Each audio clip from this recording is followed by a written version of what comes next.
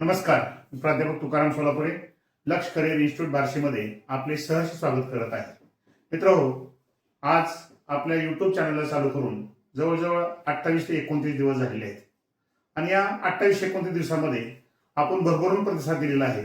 जवळजवळ 1500 सबस्क्रायबर पूर्ण होत आहेत.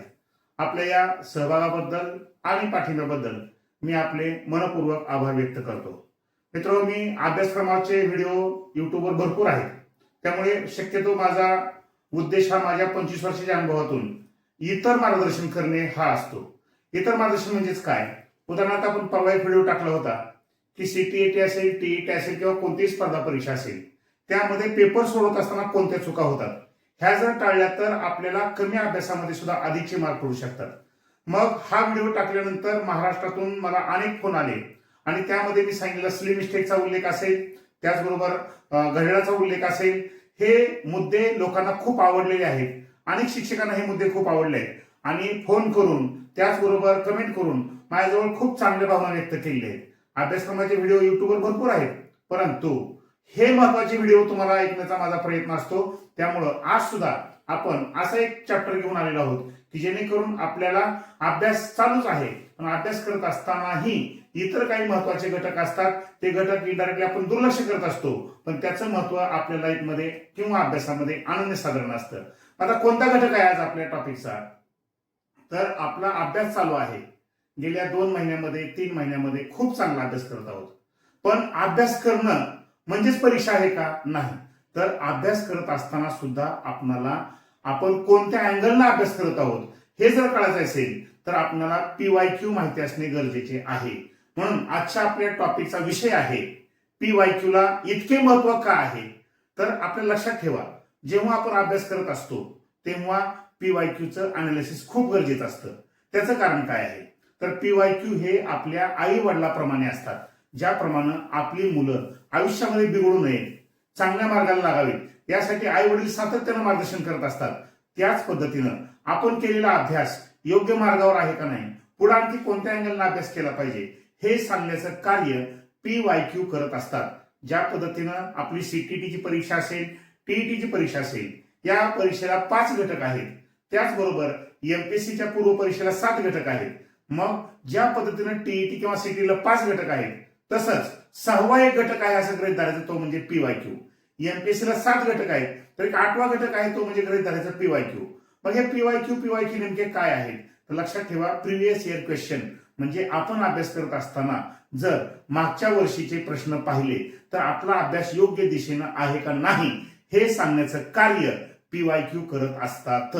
म्हणजेच काय थोडक्यात? तर आपण अभ्यास करत असताना जर आपल्या टेबलवर रेफरन्स बुक असतील आपल्या वेगवेगळ्या स्वरूपाचे, तर आपल्याकडं PYQचं सुद्धा एखादं रेफरन्स बुक असणं गरजेचं आहे. मग PYQ करायचे, PYQ नेमके कुठले PYQ करायचे? तर PYQ करत असताना लक्षात ठेवा, 2012-13 पासून टीईटीची परीक्षा आलेली आहे. त्याचबरोबर 2012-13 पासूनच एमपीएससीचा पण अभ्यासक्रम बदललेला आहे. मग 12 पासून आतापर्यंत करायचे का? नाही. तर एमपीएससी असेल किंवा टीईटीची राज्य परीक्षा परिषद असेल, त्यांचा 2017 पर्यंतचा PYQ किंवा प्रश्नपत्रिका काढण्याचा अँगल खूप वेगळा होता. 17 पासून 2020 पर्यंतचा अँगल वेगळा होता. आणि हे महामारी असेल किंवा लॉकडाऊन असेल, त्यानंतर जे क्वेश्चन पेपर झाले त्यानंतर प्रश्नपत्रिका काढण्याचा अँगल वेगळा आहे. मग आताचा सध्याचा ट्रेंड पाहिला असता आपण 2021 नंतर टीईटी असेल, सीटीईटी असेल किंवा एमपीएससी असेल, 21 पासूनचे जे क्वेश्चन पेपर झालेले असतील, मग सीटीईटीचे असेल, टीईटीचे असतील किंवा एमपीएससी असेल, त्याचा एक बंच आपल्या जिथं आपण अभ्यास करतो तिथं असणं गरजेचं आहे. किंबहुना रेग्युलर अभ्यासक्रम एखाद्या घटकाचा थोडाफार कमी झाला तरी चालेल, परंतु आपल्याला PYQचा अभ्यास होणं खूप गरजेचं आहे. मग काय करणं गरजेचं आहे? तर आपल्याला 2021 पासून जे टीईटीचे क्वेश्चन पेपर आतापर्यंत 3 ते 4 झालेले असतील, एमपीएससी 5 ते 6 झालेले असतील, ते आपल्या अभ्यास करत असतानाच्या टेबलवर असणं खूप गरजेचं आहे. आणि ते झाल्यानंतर मग काय करायचं आहे? तर आपण आपला रेग्युलर अभ्यास झाल्यानंतर दररोज एखाद्या विषयाची, उदाहरणार्थ आपल्याला ते पाहिल्यानंतर कळू शकतं. समजा जागृतीची आपण तयारी करत असतो, मग हवामान हा आपण घटक घेतला. हवामानावर आपण महाराष्ट्राचे हवामान पाहिले, भारताचे हवामान पाहिले, जगातील काही हवामान विषयी काही विभाग पाहिले, परंतु आपण वाचन केलेलं जर परीक्षेमध्ये काही चालेल नसेल तर तो 2-3 तास आपला अभ्यास केला वाया जाऊ शकतो. त्यासाठी हवामानावर नेमके कसे प्रश्न विचारलेले आहेत ते पाहू शकतो आपण आणि त्यानुसार पण आपला अँगल काय करू शकतो, बदलू शकतो. नदी प्रणाली जर आपण पाहिलं असेल तर मागच्या काही वर्षामध्ये मुख्य नद्या ज्या होत्या, सिंधू नदी, गंगा नदी, याच्यावर प्रश्न विचारले जायचे. परंतु मागच्या काही पेपरमध्ये उपनद्यावर प्रश्न विचारू लागले. मग आपला सुद्धा ट्रेंड बदलतो आपल्याला. अरे बापरे, आपण नदी प्रणालीवर गंगा नदी असेल, सिंधू असेल इतकं वाचलंय, पण त्यावर एकही प्रश्न विचारला नाही. तर आयोग किंवा राज्य परीक्षा परिषद आता उपनद्यावर प्रश्न विचारत आहेत. याचा अर्थ काय होतो की आपल्याला PYQ बघितल्यानंतर, त्याचं अनालिसिस केल्यानंतर अभ्यासाचा ट्रेंड आपला सुद्धा बदलू शकतो. म्हणून PYQचं अनालिसिस करणं गरजेचं आहे. काही लोकांना इतिहासाची तयारी करत असताना त्या सारख्या सनावळ्या आहेत, टेन्शन येतं.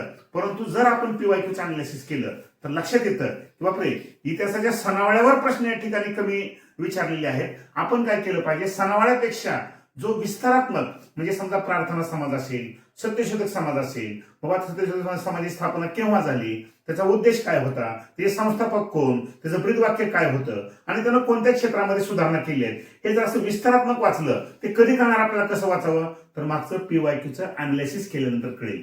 आपण बालमानसशास्त्राचं फार टेन्शन घेतो. समजा आपल्याला वाटतं की खूप संकल्पना किचकट आहेत, पण जर आपण मागचे प्रश्नपत्रिका पाहिल्या तर लक्षात येतं म्हणतो तेवढं हे अवघड नाही, फक्त आपला अभ्यास कमी असल्यामुळे ते अवघड वाटत होतं. मग आता मागच्या 2-3 महिन्यापासून आपला अभ्यास चालू आहे. मग बालमानसशास्त्र असेल, बाबा एकूण शास्त्रज्ञ किती आहेत, त्या शास्त्रज्ञावर नेमके कसे प्रश्न विचारलेले आहेत.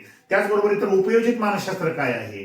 उपयोजित मानसशास्त्र म्हणजेच अध्ययन अध्यापनाची क्रिया होत असताना शिक्षक आणि विद्यार्थ्यांमध्ये काही नॅचरली घटना घडत असतात. मग अशा वेळेस त्याच्यावर नेमके कसे प्रश्न विचारलेले आहेत.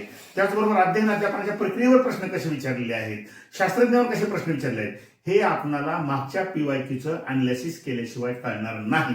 त्याचबरोबर गणितासारख्या विषयाला आपण म्हणतो खूप हार्ड आहे, पण जेव्हा आपण आपला अभ्यास झाल्यानंतर ते PYQ पाहण्याचा प्रयत्न करत असतो तेव्हा कळतं की गणितासारखा विषय सुद्धा खूप हार्ड नाही. फक्त आपण काही लोकांचं ऐकून म्हणत होतो खूप हार्ड आहे, खूप हार्ड आहे, किंवा आपण मागच्या काही प्रश्नपत्रिका दिल्या होत्या त्यात आपला अभ्यास कमी असल्यामुळे तो हार्ड वाटत होता, परंतु अभ्यास केल्यानंतर तो सोपा वाटतोय. त्यासाठी मागच्या प्रश्नपत्रिकाचे विश्लेषण डेली होणं गरजेचं आहे. मी तर नेहमी सांगतो की PYQ हे इतके महत्वाचे आहेत, रेग्युलर अभ्यासक्रमाच्या टॉपिक प्रमाणेच तुम्हाला त्याचा सुद्धा अभ्यास करावा लागेल. कारण का, ते आपल्याला दिशादर्शक मार्गदर्शक करत असतात. त्याचबरोबर जो आपला दिशाहीन अभ्यास होतोय, म्हणजे कोणत्याही घटकाची तयारी केल्यानंतर आपणाला नेमकं त्या घटकावर कसे प्रश्न विचारलेले आहेत हे PYQ सांगण्याचा प्रयत्न करतात. तेव्हा विनंती आहे की 2021 पासून जे जे तुम्ही परीक्षा देत आहात, मग सरळ सेवेच्या असू द्या, MPSCच्या असू द्या किंवा TET CTETच्या असू द्या, आपल्याकडं ते प्रश्नपत्रिका आजच मिळवण्याचा प्रयत्न करा,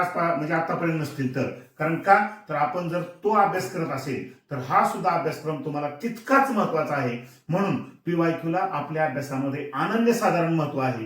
किंबहुना मी असं म्हणेल की इतर कोणत्याही घटकाचा थोडासा अभ्यास कमी करा, परंतु PYQचे अनालिसिस डेली करण्याचा प्रयत्न करा. नक्कीच तुमचे त्या माध्यमातून 5 ते 10 मार्क वाढण्याचा प्रयत्न होऊ शकतो. एवढंच मला व्हिडिओच्या माध्यमातून सांगायचं आहे. व्हिडिओ जर आवडला असेल तर लाईक करा, शेअर करा, सबस्क्राईब करा.